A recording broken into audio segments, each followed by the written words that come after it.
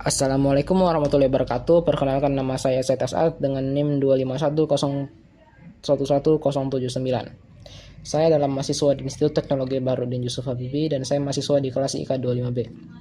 Pada video sebelumnya saya sudah menjelaskan apa itu SR flip-flop dan bagaimana rangkaiannya di Proteus. Pada video kali ini saya akan menjelaskan apa itu JK flip-flop, D flip-flop, dan T flip-flop, serta akan membuat rangkaiannya di Proteus. Oke, pertama-tama kita akan menjelaskan apa itu JK flip-flop.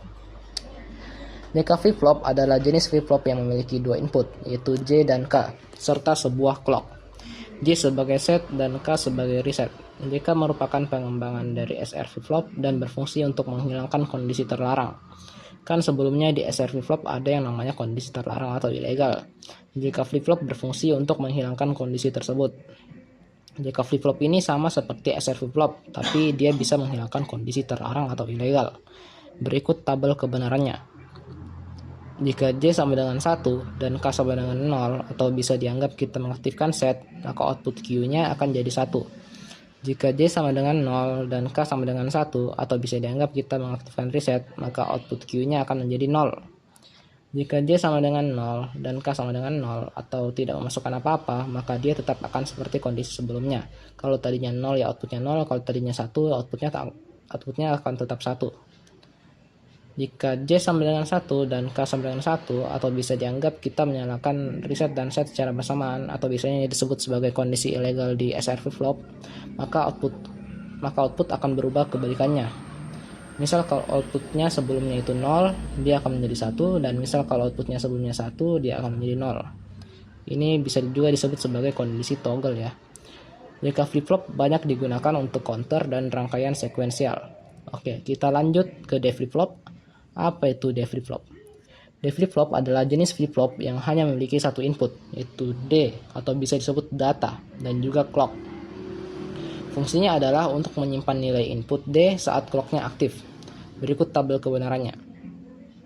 Jika D sama dengan 1, maka output Q-nya juga akan menjadi 1. Jika D sama dengan 0, maka output Q-nya juga akan jadi 0.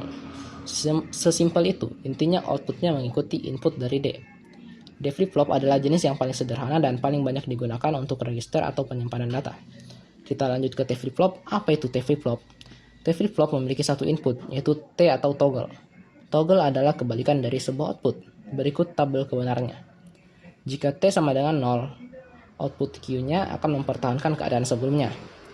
Misal kalau outputnya tadinya 1, ya dia akan tetap jadi 1. Terus misal kalau T-nya itu kita ubah jadi 1, T-nya sama dengan 1, maka outputnya akan berubah ke nilai kebalikannya. Misal yang tadinya itu 1, dia akan berubah menjadi 0. Dan akan terus berubah dari 1 ke 0, 0 ke 1. Sesuai setiap clocknya aktif.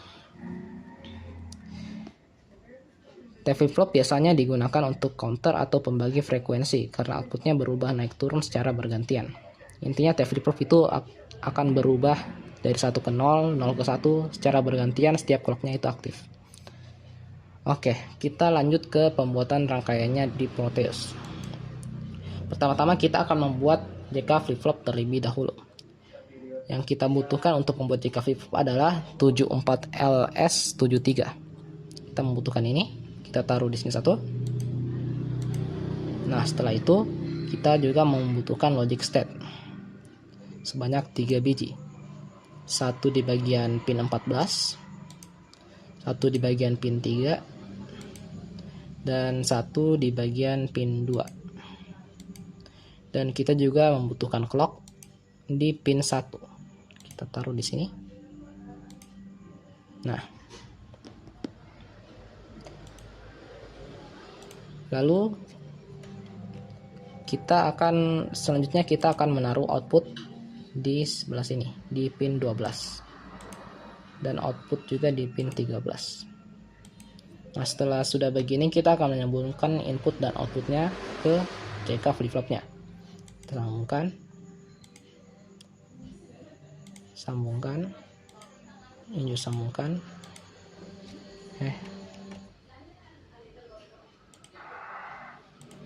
Ini juga sambungkan, dan ini juga. Setelah begini, ini sudah jadi ya teman-teman, ini sudah bisa dites. Kita jalankan. Pertama-tama kita harus selalu mengaktifkan bagian input di pin kedua ini. Kita harus selalu mengaktifkannya. Nah, misal kalau J-nya itu sama dengan 1, maka outputnya juga akan sama dengan 1. Kita coba ya. Nah, karena dia ini disebut sebagai kondisi set, maka dia juga akan menyala. Ini seperti SR flip flop ya. Dan misal kalau K-nya sama dengan 1, maka outputnya sama dengan 0. Dan misal kalau J-nya sama dengan 0 dan K-nya juga sama dengan 0, dia akan mempertahankan kondisi sebelumnya. Nah, kita masuk ke kondisi ilegal ya, yang di SR flip flop. Apakah dia akan menjadi 00 atau bagaimana? Mari kita coba. Satu. Nah, dia akan berubah outputnya guys. Dia akan berubah, berkebalikan terus menerus setiap clocknya ini aktif. Nah, ini clocknya aktif terus ya, jadi dari biru ke merah, merah ke biru.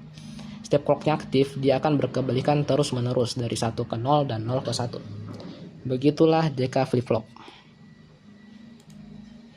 Oke, kita lanjut ke rangkaiannya D flip flop ya teman-teman. Kita hapus dulu ini. Oh sabar, kita matikan dulu, lalu kita hapus. Nah, untuk membuat rangkaian D flip flop, kita membutuhkan DTFF, kita taruh di sini, dan logic state di sini 2. Tidak, cukup satu saja ya.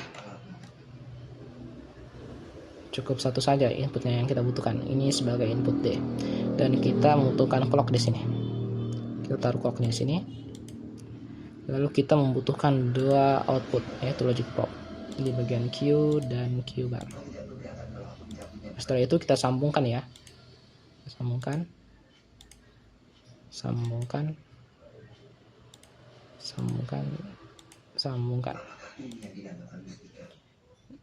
Oke, kita jalankan. Ini sudah jadi ya teman-teman, kita sudah bisa jalankan. Nah, seperti sebelumnya yang saya sudah bilang, ini adalah flip flop yang paling simple. Jika D-nya sama dengan 1, maka outputnya juga akan jadi 1. Jika D-nya sama dengan 0, dia akan berubah menjadi 0.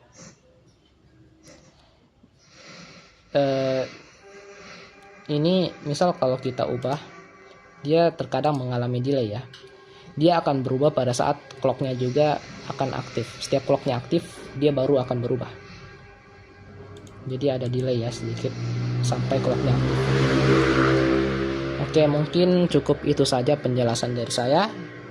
Mohon maaf bila ada salah kata. Assalamualaikum warahmatullahi wabarakatuh.